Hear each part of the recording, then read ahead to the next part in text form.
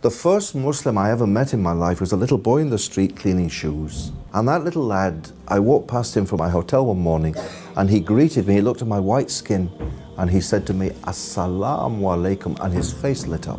And you know, he meant that Assalamu alaikum. I'd lived in the UK for 40 years and no Muslim had ever said that to me before. No Muslim had ever said, Assalamu alaikum. And for the rest of the week on my holiday in Egypt, I passed that little boy and I learned some words in Arabic to say to him. I learned to say, Zayak, how you doing? Zayak ya habibi.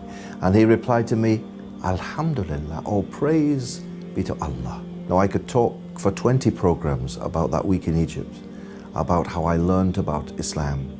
But the important thing is that that little boy, you know, he doesn't know I ever became Muslim. He's probably married now with kids of his own. But it was through his simple introduction to me, greeting me with Assalamu alaikum, that really the journey began. I know that Allah was bringing me to Islam right from my birth. I know that when I was sitting in those halls in Rome learning about church history and the Bible and Greek and all of this sort of, really I wasn't training to be a priest. I was training, in fact I was training to be talking to you today. I was training to be a Muslim. But the journey really began, Allah really started it all off by bringing me out of the priesthood and getting that little boy to spark my interest on what Islam was all about.